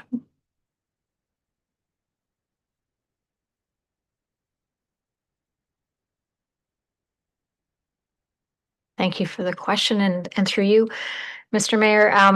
We are somewhat fortunate, somewhat not fortunate that we have opportunities within our facilities that we're not at capacity for both of them. So we are able to accommodate those inquiries that come forward, and we have done a few of them in some of the cases, such as public skating for special groups in the past. So yeah, we can certainly accommodate those. We don't get a lot of them, to be quite honest. And as the report says that the manager has prepared, this is really a formality. We've been operating this way for a couple of years now, and really providing the strength behind it as in a policy is really where we wanted to go. So there are definitely municipalities that struggle immensely with these policies. We have not been in a position where we have in the last few years. In favor of the motion? Any opposed? That's carried. Key loan out policy. We need a mover and seconder. The council repeal GG 3.2 key loan out policy, and the council approves the updated facilities 04 key loan out policy. Moved by Councillor Stewart and Kavanagh. Any discussion? All in favor? It's carried. Recreation facility banner policy. Need a mover and seconder that council approve the recreation facility banner policy for the purposes of recognizing affiliated sports group achievements through displaying banners within municipal facilities. Moved by councillors Blackwell and Steinhoff Gray. Any discussion? All in favor? That's carried. Parks bylaw ad hoc committee terms of reference. We need a mover and seconder that council approve the draft Parks bylaw ad hoc committee terms of reference, and the Parks bylaw ad hoc committee commence after the completion of the recreation facilities ad hoc committee. And the council appoints Mayor Craig and blank to serve on the Parks bylaw ad hoc committee And further, that Mayor Craig be appointed as chair of the committee. Mover and seconder, Deputy Mayor Clark and Councillor Kavanaugh. And I'd like to thank our staff, but I don't want to be the chair of this committee, nor do I want to be on this committee. So Thank you. You take it on too much. I appreciate the Yeah. whatever it was, but thank you. So we have an opportunity for 3 councillors to step forward to be on the Parks Ad Hoc Committee, which will start based on municipal policy once the facilities review is done. Anyone like to offer? Councillor Steinhoff Gray, Councillor Hinchberger, Councillor Blackwell, and they can choose their chair when they have their inaugural meeting. All in favor? Okay, all in favor of this motion? And that is carried. Privacy policy, legislative services. We need a mover and seconder that council approve the draft privacy bylaw and that council repeal the privacy protocol guidelines for managing a privacy breach as it is being replaced with a privacy breach procedure. Moved by councillors Stewart and Hinchberger. Any discussion? All in favor? That's carried. And we'll go for a break. Or two. Too early. Excuse me. You're forgiven. Serve, inform, no, we're not going to go for a break. We'll, that was an intentional break, but we'll just wait. Serve, inform, engage, a framework to improve service satisfaction, trust, and confidence. We need a mover and seconder. The council approve the serve, inform, engage communications policy and endorse the serve, inform, and engage framework, which includes a summary of actions and standards for service communications and public engagement. And further, that staff be directed to proceed with the engagement phase, allowing for the review and refinement of the actions and standards for service communications and public engagement within the framework. Moved by councillors Stewart and Blackwell. Discussion. Oh, I'm sorry. Would you like to converse, manager? Where you go? Through you, Mayor Craig. I would, if I could, just give us some comments around the framework. And Nicole, I may ask you to flip slides for me because I think that's what's confusing me here. So as you know, council has directed staff to develop a communications policy. And while we were developing the policy and researching other municipalities, we really felt like this really included other components in order for us to be successful in communications, but it included other things like public engagement as well as service. And so that's why we came up with this framework, because we feel like it's really designed to enhance our service delivery, streamline, improve communications, and really help us foster meaningful engagement. Again, because they all tie intrinsically together. So this is the framework, and really there's different components in here. There's the overarching policy, which is your attachment number 1. There's action plans, which is where we'd like to get some more staff input on.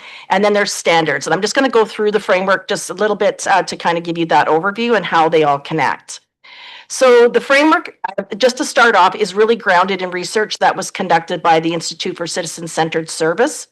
It's a nonprofit that tracks and helps measure governments in particular and improving service delivery experience for citizens and improving trust and confidence in government.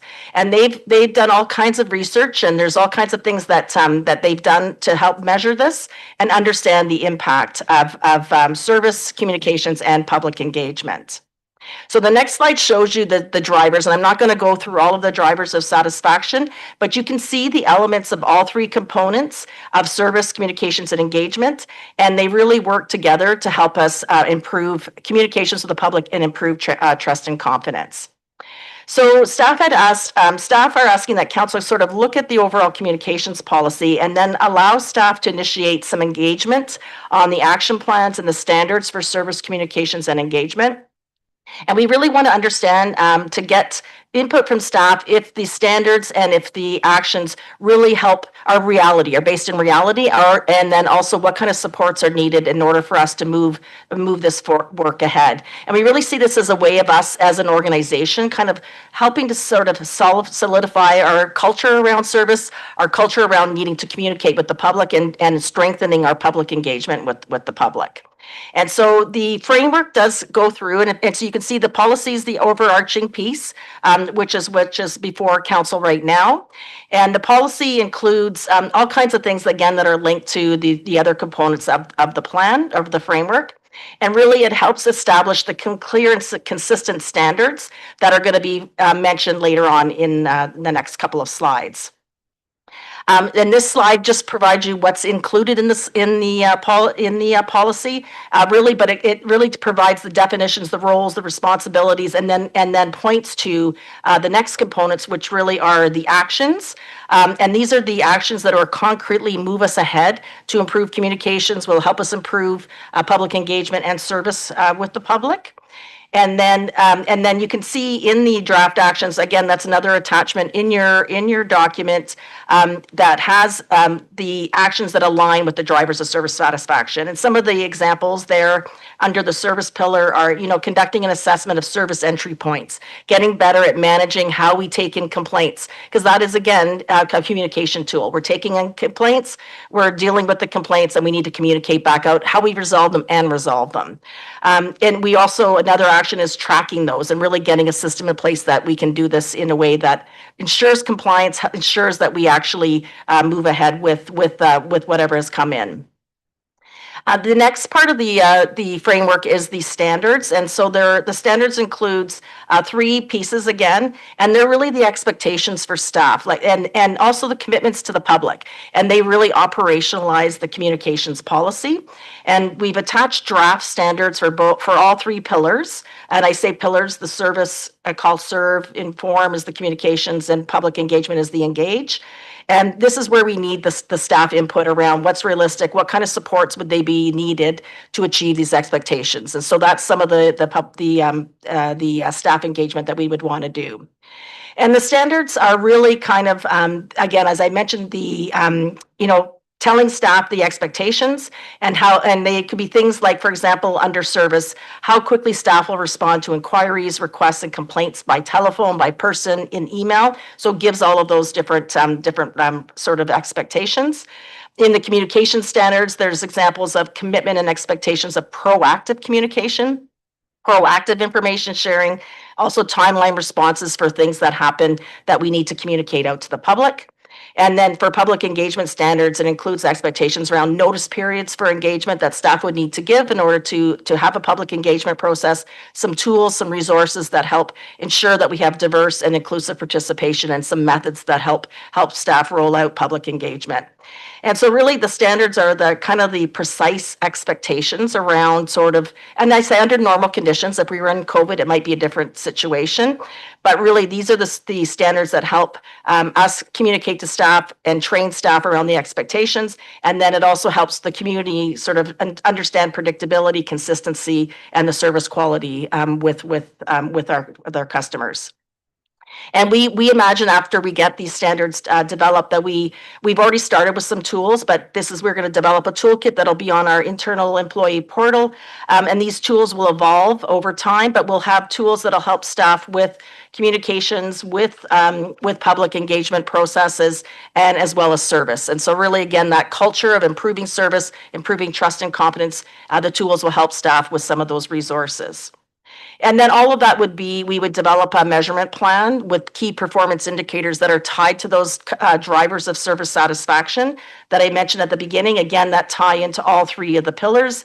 And we would come back to council, report on feedback, but we'd also engage in a regular process to sort of understand customer satisfaction, really building that into the culture of understanding satisfaction and having targets to improve customer satisfaction and trust and confidence in us as a government.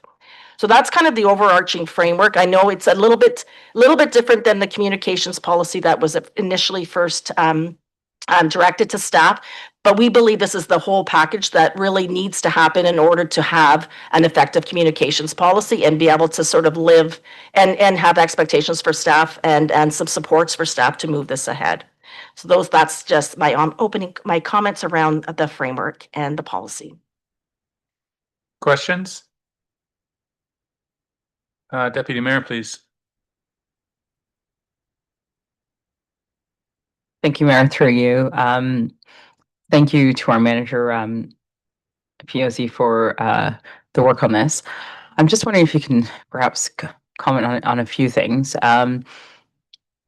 Your overall, I guess, view as to, look, I know the municipality does the best it can with communications, and I know that it's sometimes a bit of a juggling activity, especially when things are quickly developing. Just your view in terms of, do you think a communication strategy policy is helpful, or what's been missing, or do you think there's an element of more that is required for the municipality to perhaps be a little bit more proactive in that? And that certainly isn't intended in any form of criticism, but just in terms of, I think that's one of the goals and objectives that have been mentioned. If you could perhaps comment on that. Through you, Mayor. I think that's why we put together the whole framework, because it isn't what we do in service and what we do in public engagement impacts communications. And so the standards will really help us, and the actions to move the communications forward. Without those pieces, it's just communications on its own. Without the standards, it makes it difficult to operationalize it. Is that the nature of your question? Okay. Further questions? Councillor Blackwell, you had one? Through you, thank you for this report. It's a lot of work that's already gone into it, and one of the things that really stands out to me is how many steps there are under the action items. When I was looking at that, a lot of things just said kind of 2005 and beyond. Do you have a sense of like a realistic time frame of working on some of those items? Like for me, that looks like a 5-year plan.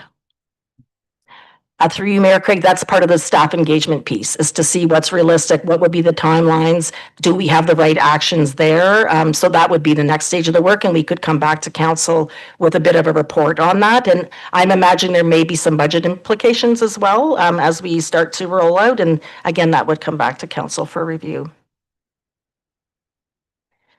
Councillor Blackwell, please.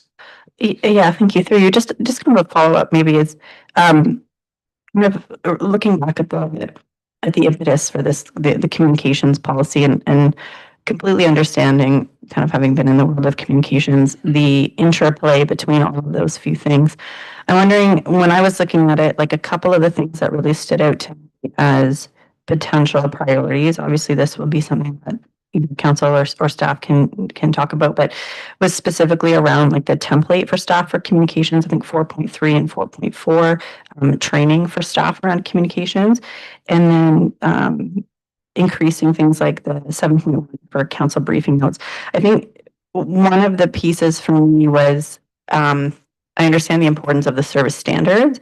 I also think they may be something that we look at if we say we have a 5-year plan, or is that something we work towards year 3, and then we spend year 3 and 4 and 5 kind of measuring where we're actually at? Because what I would be concerned about is setting standards that either we can achieve or that require so many resources that we're struggling. You know what I mean? Like, I would wonder a little bit more about, can we slowly start to develop some of these toolkits, some of these resources internally to support? And it may be something that through some training and targeted initiatives, we can make some improvements. I think certainly the serve and the engage are key pieces, but I think really the driver for council behind this is a little bit more around specifically that communication piece. And if that kind of is the tip of the spear, that might be helpful for some of those lower hanging fruits to get kind of a communication-wide lens on the organization, get everybody to understand how and why like you talked about when we have a big hot topic or a big thing coming up to talk about what are the FAQs, what do we know is going to be in the comments, how do we respond appropriately, or how do we arm council or staff to be able to respond appropriately with the correct information right away so that we can combat kind of as much as we can any kind of misinformation. That's just some of what kind of came out for me from this, is that I would be concerned that we would bite off too much or too fast, and it would actually be less impactful than a slow and steady, constant kind of encouragement from behind. Through you, Mayor, that I think that is part of the next stage, is for us to talk to staff, see what's realistic, what's not, and then to stage, because absolutely we wouldn't be able to do all of that. Some of it actually we could repurpose. I know from the communications perspective, some of the pieces we would repurpose some of our budget items, some of our work plan to actually help support some of those pieces. So again, we would really want a little bit more of that to work with staff to figure out what it is and how to stage it all. Deputy Mayor, please. Thank you, Mayor. Through you, I think perhaps if I can circle back around, I think there's been some good comments from Councillor Blackwell. Having said that, I wonder whether or not you feel that there is, like, having had a bit of an overview of what's required, what's needed, and what would be helpful. Whether you feel that there are things that you can pull, going back to maybe the phrase of a bit of a phased approach, which it would have to be, I suspect, to a certain extent. But when we're looking, once again, I know that part of what you've said is going to be sort of staff engagement and looking at resources and how that's all going to pull together. But do you think there's things, having done this, that you can almost pull out sort of and implement or start working towards? Was it helpful in that sense of, yeah, we could be doing this and it's pretty low hanging fruit and that could be implemented short term? Yes, through you, Mayor. Definitely there's pieces in there, and I think I've identified some of them as 2025, mostly within the department that I work with, because I have a bit more control there.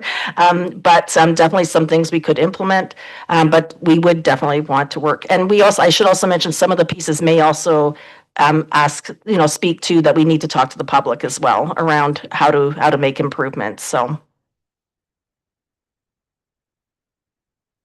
Okay, so we have the motion here. All in favor of the motion, please indicate. It's on the floor. Oh, yeah. Yeah. And any of Bill and Beth, yeah.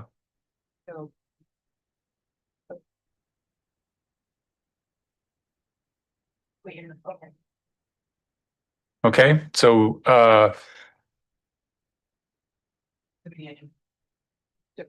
need a different mover. I will, that's fine. Okay, so we have the motion on the floor, moved and seconded. All in favor of the motion? Any opposed? And that was carried.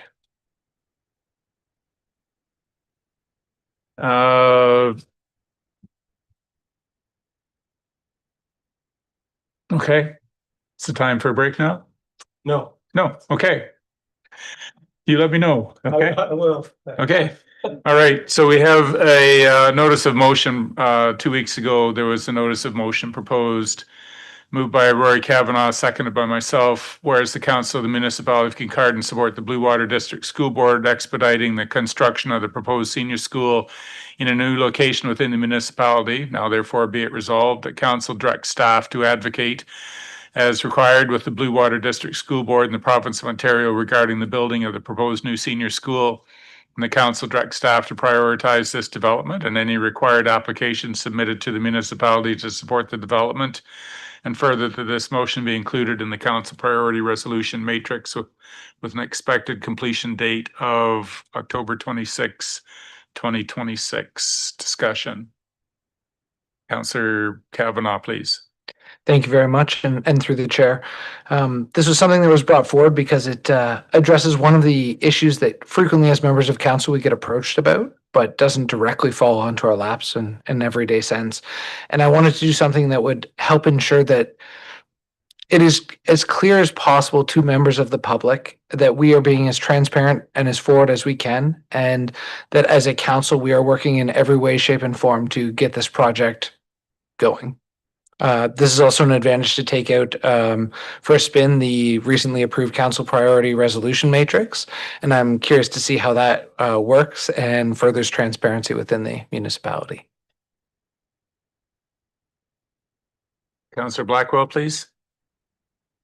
Thank you. Through you, the first, that statement, so that council directs staff to advocate as required. Just one thing that I would like to note, if I didn't say through you already, through you, is that from where I sit, at least staff and council have been vigorously advocating. And so I don't know whether, I mean, it's semantics, but I would like to say can direct staff to continue to advocate, because I think there's certainly a perception that, you know, that we've been sitting on our hands, and that's far from my experience. I also don't know whether the expected completion date of October 26th is realistic. I'm not sure, because part of the motion is about prioritizing this development and required applications. Is the expectation that the development applications will be processed by October 26th, or the advocacy piece will be done? Likely I would suggest the intent is likely that the completion of the school.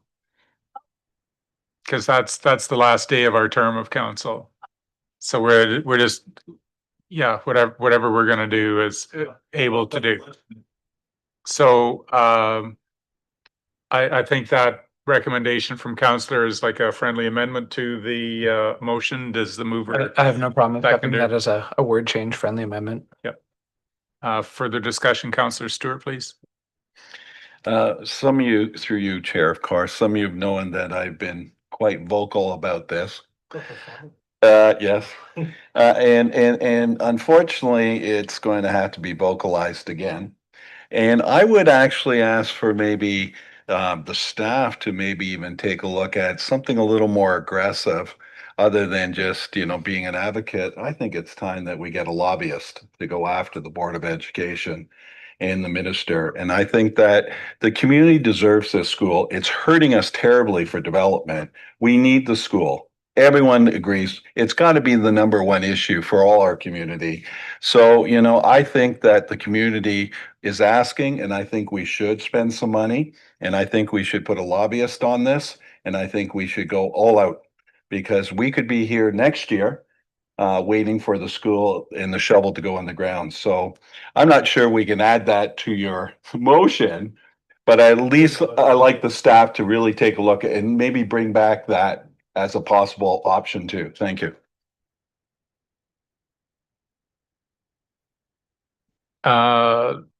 So are you going to propose a motion perhaps?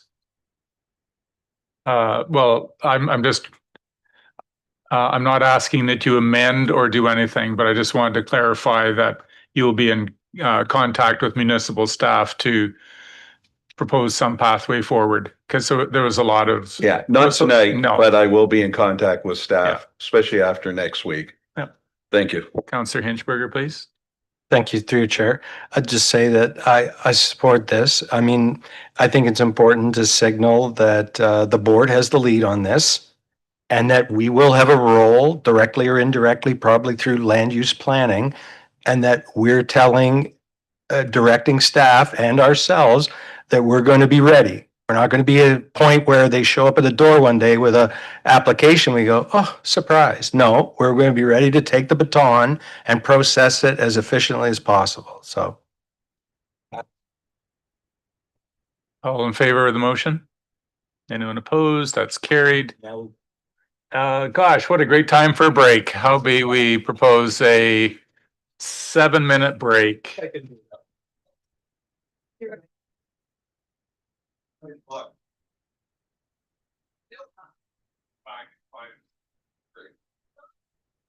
Good motion.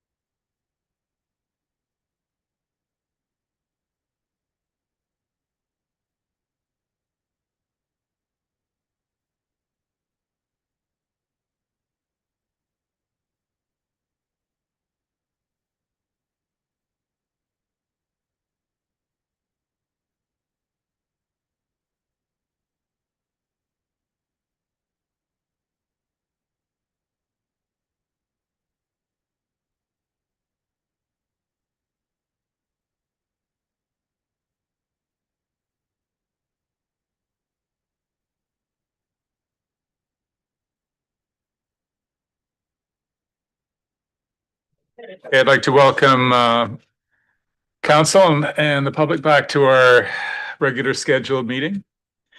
Are there any notice of motions this evening from council members? So we need a mover and seconder that the Kincardine Skating Club Agreement 2025 bylaw be deemed to be read first, second, third time, finally passed and numbered as bylaw number 2025-105. Deputy Mayor. I will need to declare a conflict on this. Yeah, that's it. You can broadly speaking, the reason. My just involved with the Kincardine Skating Club. Councillor Kavanagh. Likewise, through the chair, I need to declare a non-pecuniary conflict of interest on this with regards to family members that participate with the Kincardine Figure Skating Club. So we need a mover and seconder for the Kincardine Skating Club Agreement. Councillor Stewart and Hinchberger, any discussion? All in favor? That's carried.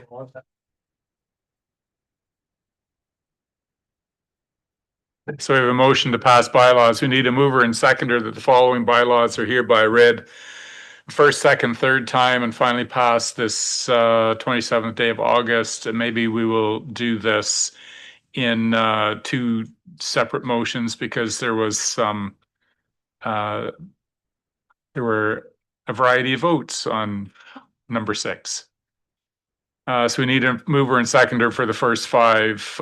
The ice allocation policy bylaw 106.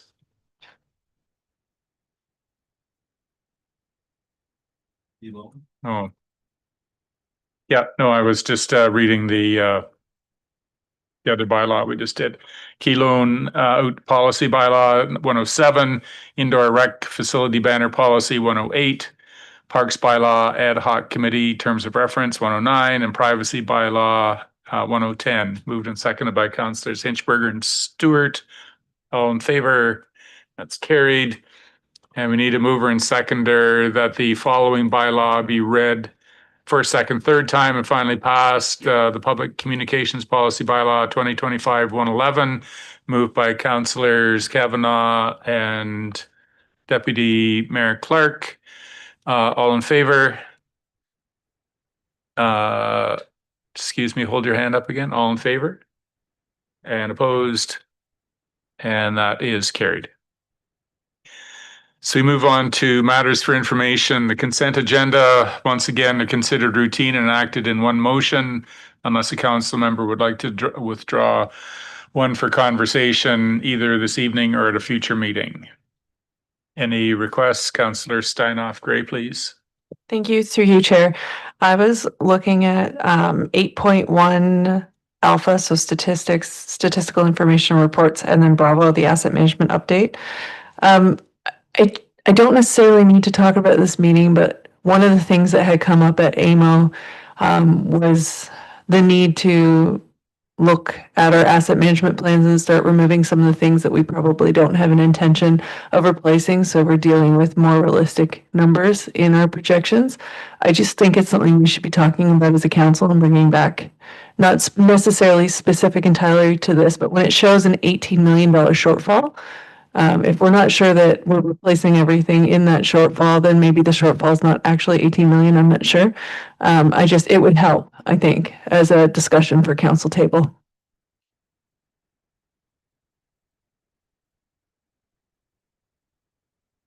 Further comment, Councillor Stewart? I would agree, through you, Chair, I agree with my fellow councillor. I think we need to understand this. We added on these natural assets this term because it was asked to. And, now we're identifying rivers, forest, wetlands, and water courses, and we have to estimate the replacement cost. I really would like to understand that a little bit fuller, and that could really have an impact. So I'm thinking that we need to bring this whole thing forward and maybe even have a staff report in the future agendas and just talk about this, because I think the gap is 18 million. I'd like to understand that a little more. Thank you. Okay, that can happen. Yeah, absolutely. Further item, Councillor Stewart. Thank you. And Bravo, whatever, I'm not. 8.1A You guys can correct me later. The development services, we've seen this a few times, and if you take a real look at it, we're not really hitting the numbers like we did last year. Maybe what we can do is ask Dwayne to maybe come forward at a council meeting just to talk about that, because, you know, if you look at your month value for July, last year we're about 36 million, this year we're 20. It's quite sizable, and maybe he can give us some insight into what's happening, because we're halfway through the year and the numbers are not reaching last year's numbers. So it'd be nice just to have a quick sort of staff report, nothing lengthy, just to sort of understand, because this has a huge impact on us down the road. Thank you. I think that would categorize that as the cyclical nature of construction, but there might be an underlying factor that our manager could direct us towards. Anything further? Okay, so we need a mover and seconder of the council approve the recommendations contained in the consent agenda dated August 27, 2025, and direct staff to proceed with all necessary administrative actions. Councillor Hinchberger and Kavanagh, all in favor? That's carried.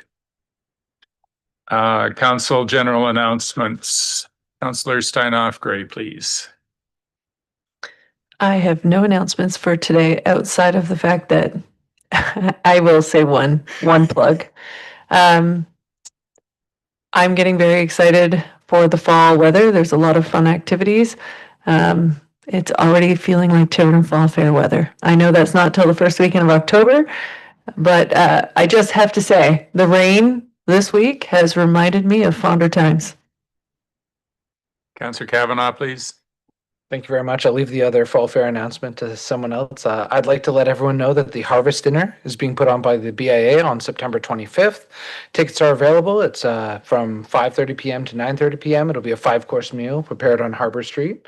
And tickets are available downtown. Thank you. Deputy Mayor. Kincardine Fall Fair this weekend, Friday and Saturday, Connaught Park. Oh, sorry.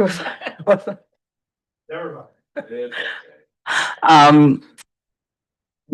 Wishing all the kids back to school, happy back to school next Tuesday, and wishing all the parents perhaps a relaxing next week. Councillor Blackwell. Thank you. Just to follow up too, yeah, I'm greatly looking forward to back to school. But also a reminder for drivers and the community that there will be lots of little ones walking, biking, getting on and off buses. So we just need to be patient at the beginning of next week as everybody gets back in the swing of things. I also wanted to give a shout out to all of our summer staff who will be wrapping up their employment. In particular, my son Charlie would like to thank the day camp. He filled out the day camp survey with me last night and kept wanting there to be an additional higher level than excellent. He kept saying, it's the greatest place in the world. Why is that not on the list? So thank you to those staff. And I think that's all for me. Councillor Stewart, please. Thank you. I only have one. Inverhuron is coming to a close for another summer season, so they usually have a big concert in the upper park on Saturday, and everyone sort of cries and says goodbyes and hope they have a good winter, and see them next probably May. Thanks. Councillor Hinchberger. Thank you, through your mayor. It's not unique, but to Councillor Kavanagh's point, I've been at the Harvest Dinner downtown for the last 2 years, and I already have my tickets again for this year. If you haven't been there, it is a terrific experience. And in case it hasn't been mentioned, the Kincardine Fall Fair is this weekend. Just a thought.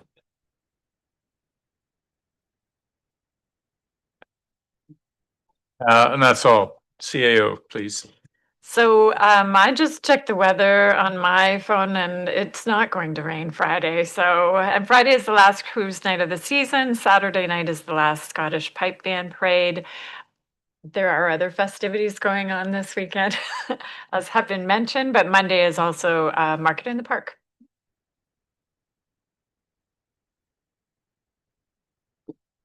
All right.